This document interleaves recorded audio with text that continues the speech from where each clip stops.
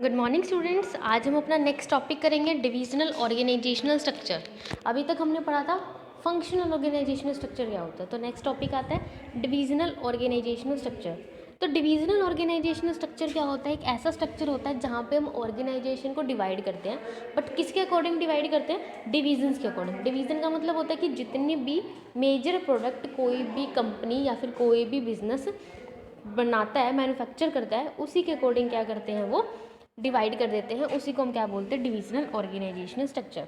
देखो, divisional organizational structure means division of the whole enterprises according to the major product to be manufactured by it. मतलब एक company जितने भी product को बनाती है उतने ही प्रोडक्ट के अकॉर्डिंग, मतलब मान लो 2 प्रोडक्ट बनाएगी तो 2 डिवीज़न बना दिए, 3 प्रोडक्ट बनाएगी तो 3 डिवीज़न बना देंगे, ठीक है। और फिर उसके अकॉर्डिंग पूरी ऑर्गेनाइजेशन को क्या कर देती है, वो स्ट्रक्चर कर देती है।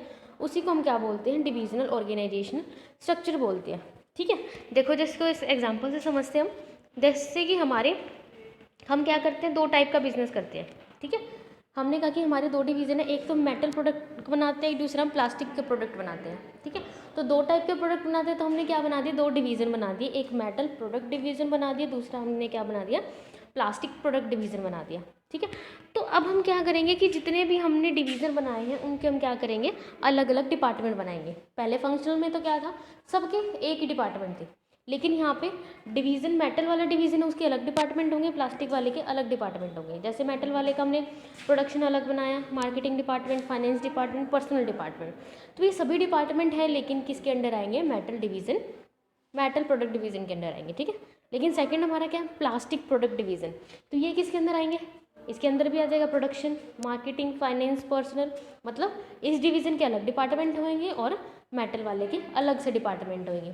अगर आपको प्रोडक्शन की कुछ चीज़ देखनी है, मेटल सी है, तो मेटल वाले डिवीज़न में जाएंगे, वहाँ के प्रोडक्शन डिपार्टमेंट में जाएंगे और वहाँ से चेक करेंगे, ठीक है।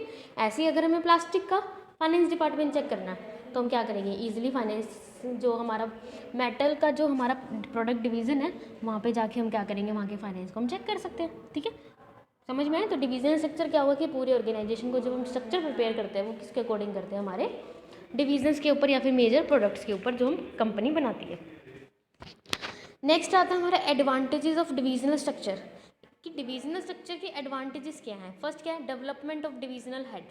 हम क्या करते हैं कि जो हमारे डिवीज़न हेड हैं उनका हम क्या कर सकते हैं? डेवलपमेंट कर सकते हैं। वो कैसे कर सकते हैं? देखो, डेवलप डिविजनल हेड का मतलब क्या हुआ, जैसे प्लास्टिक का जो प्रोडक्ट बना रहे थे वो प्लास्टिक डिवीज़न हो गया, मेटल के प्रोडक्ट बना रहे थे तो मेटल प्रोडक्ट डिवीज़न हो गया, ठीक है।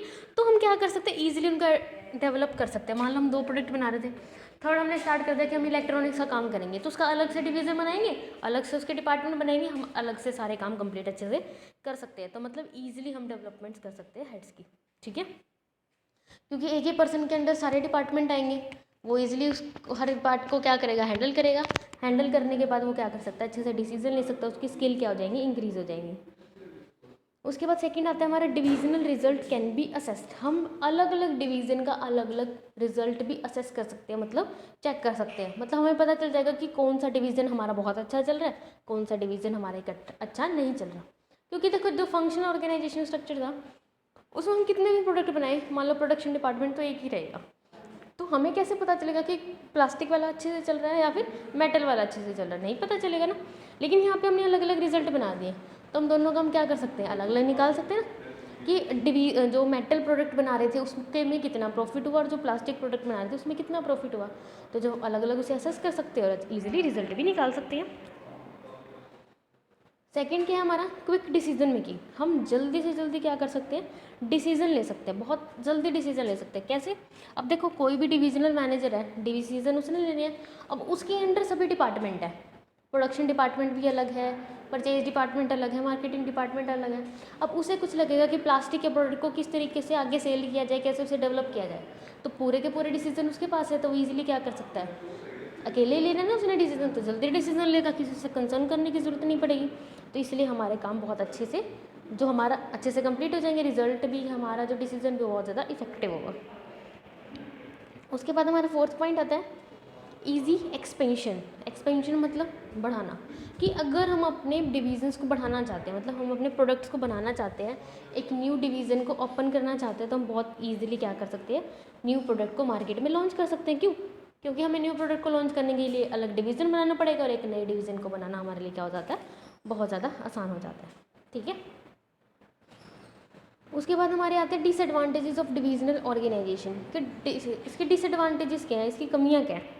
फर्स्ट क्या है, कन्फ्लिक्ट बिटवीन डिविजनल हेड। जो अलग अलग डिविजनल हेड है उनके बीच में कन्फ्लिक्ट्स हो जाते हैं। देखो, डिवीज़न के अंदर जितने भी डिपार्टमेंट है उनको तो डिविजनल हेड अच्छे से हैंडल कर सकता है, उनके बीच में कन्फ्लिक्ट्स नहीं हो पाएंगे क्योंकि वो उसका हेड है। लेकिन जो डिवीज़न अलग अलग हेड है, प्लास्टिक प्रोडक्ट वाला और मेटल प्रोडक्ट वाला, अलग अलग डिवीजन्स है ना, उन दोनों के बीच में भी तो क्या हो सकते हैं, कन्फ्लिक्ट्स हो सकते हैं ना। प्लास्टिक वाला क्या कहेगा, प्लास्टिक का प्रोडक्ट बहुत अच्छा है, मेटल वाला कहेगा कि मेटल का प्रोडक्ट बहुत अच्छा है, लेकिन वो तो आपस में ही लड़ रहे हैं, कंपनी तो एक ही है। तो इसका मतलब उनके बीच में क्या हो सकते हैं, कन्फ्लिक्ट्स हो सकते हैं, मतलब लड़ाई झगड़े हो सकते हैं। उसके बाद है डुप्लिसिटी ऑफ फंक्शन। डुप्लिसिटी का मतलब होता है एक ही काम को दो बार करना। अब देखो, जितने हम डिवीज़न बनाते जाएंगे, सब में हमें क्या बनाना पड़ेगा, अलग अलग डिपार्टमेंट बनाना पड़ेगा। तो एक ही मान लो प्रोडक्शन डिपार्टमेंट की बात करें, वो प्लास्टिक डिवीज़न में भी है, मेटल डिवीज़न में भी है, अगर और कोई डिवीज़न है तो उसमें भी है। तो एक ही प्रोडक्शन डिपार्टमेंट है लेकिन सब में अलग अलग है, 3 हो गए ना हमारे। तो इट मीन्स हर हमारे काम की एफर्ट्स की क्या होगी, डुप्लिसिटी हो गई। ठीक है, जिससे हमारे क्या हो गए, अननेसेसरी हमारी कॉस्ट भी आएगी, हमारे एफर्ट्स भी ज़्यादा लग रहे हैं। ठीक है, उसके बाद हमारा थर्ड आता है सेल्फिश एटीट्यूड। हमारा जो एटीट्यूड हो जाता है वो क्या हो जाता है, सेल्फिश हो जाता है। क्यों? क्योंकि हम अपने काम को बढ़ाने की कोशिश करते हैं, हम क्या चाहते हैं कि हमारा काम अच्छे से अच्छा हो। ठीक है, तो उस टाइम हमारे क्या हो जाता है, सेल्फिश एटीट्यूड हो जाता है।